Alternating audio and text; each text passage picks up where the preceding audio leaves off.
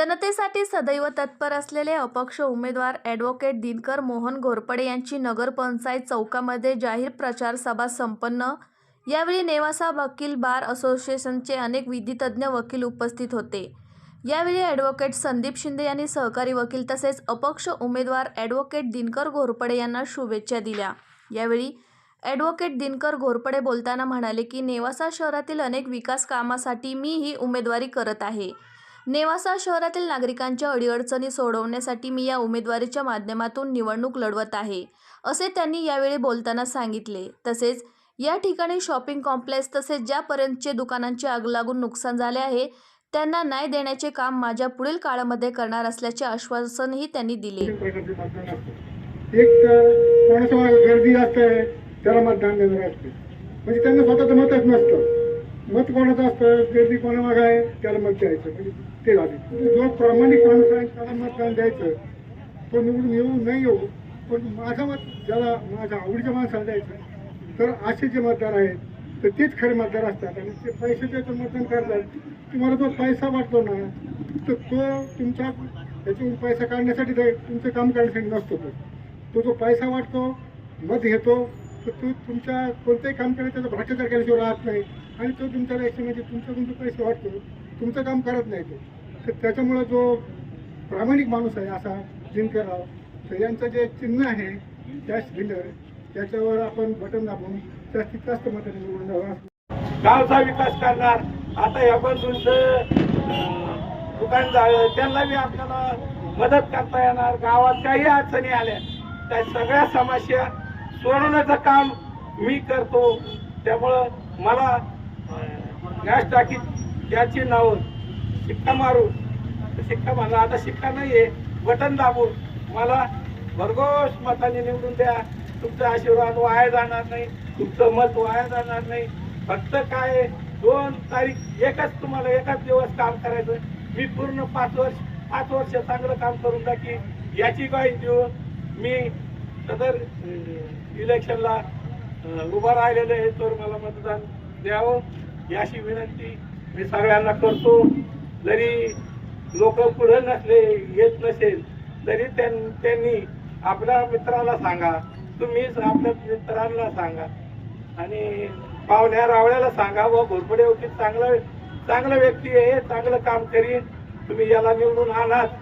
सगळ्याला मी अशी विनंती करतो। माझे 2 शब्द।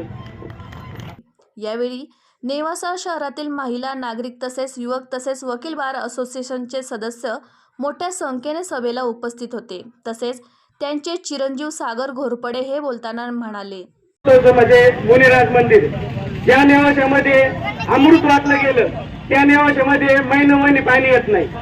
15 20 30 दिवस झाले पाणी येत नाही आणि जे पाणी येतं त्याचं वास म्हणजे गटारयुक्त पाणी होऊन जातं। आपल्या नेवासा शहरामध्ये जी ज्ञानेश्वरी लिहिली जी जगाला पूर्ण बुद्धिवान करण्यासाठी नॉलेज पुरवठा करते, ती ज्ञानेश्वरी वाचायला आपल्या नेवासा शहरात एक साधं वाचनालय नाही। आपल्या इथच्या विद्यार्थ्यांना भविष्याचे जे वेगवेगळे नियोजन असतं की कोणतं सायन्स घ्यायचं, कोणाला MPSC करायची, UPSC करायची किंवा वेगवेगळे IT सेक्टर यांचे नॉलेज येण्यासाठी वेगवेगळे क्लासेस नाही। त्याच्यानंतर आपल्या इथं सगळ्यात महत्वाचं म्हणजे आता मध्ये आपली इथच्या गाड्याला आग लागली होती, तर त्यावेळेस भेंडेवरून म्हणजे आम्ही व्हिडिओ बघितले, आम्ही इथं होतो त्यावेळेस रात्री 10 वाजता, तर त्या भेंडेवरून म्हणता की 7 मिनिटात गाडी आली, आपली इथं अग्निशामक अर्धा तास झाली आली नव्हती। म्हणजे हे इथं जे भरपूर मोठे ज्वलंत प्रश्न आहे ते सॉल्व्ह करण्यासाठी एखादा आम्ही रस्ते नाही, दुसरी गोष्ट म्हणजे रस्ते नाही, पूर्ण खड्डेयुक्त रस्ते किंवा चिखल आहे किंवा पूर्ण रस्त्यावर धुळे, 2 व्हीलरवर जर माणूस फिरत असेल तर तो एक 5 मिनिटं चालला तर त्याच्या डोळ्याची आगाग होती, पूर्ण डोळ्यात त्याची धूळ जाते। स्वच्छता नावाचा प्रकार नाही। जिथं संतांची भूमी म्हणता तिथं प्रत्येक चौकामध्ये कचऱ्याचे ढिगे, म्हणजे तुम्ही कोणत्याही चौकात जा, तुम्ही नेवाशाच्या पुलावर जा, चिकाच्या त्या साईडने जा, तुम्हाला कुठेही सगळीकडे कचरा दिसेल, प्रत्येक गल्लीमध्ये कचऱ्याचे ढिग दिसतील। इथं कशाचेच नियोजन नाही, घंटा गाडीचे नियोजन नाही किंवा पाण्याचे पण नियोजन नाही। कुठं सकाळी 9ला पाणी येतं तर कुठं रात्री 1 वाजता पाणी येतं। म्हणजे हे सगळे ज्वलंत प्रश्न आहे। आणि ह्या ज्वलंत प्रश्नासाठी ज्याला कायद्याचं नॉलेज आहे, ज्याला ह्या प्रश्नांची जाण आहे, कारण की हे सगळे प्रश्न आम्ही पण बघतोय की कधीच पाणी येणार नाही, कधी पाणी आलं तर ते गढूळयुक्त राहणार आहे. या सगळ्या गोष्टीला ज्यांना हा त्रास होतो आणि त्याला कायदेशीर नॉलेज आहे, वरच्या लोकांसंग बोलून, अधिकाऱ्यासंग, सगळ्या संघ बोलून ते प्रश्न कायदेशीर पद्धतीने ते सॉल्व्ह करण्यासाठी तुम्ही सगळ्यांनी वकिलाला, म्हणजे ज्यांना कायद्याचे नॉलेज आहे असे ऍडव्होकेट दिनकर मोहन घोरपडे यांना भरघोस मतदानाने विजय करा आणि तुमच्या अहोरात्र तुम्ही कधी पण आवाज द्या.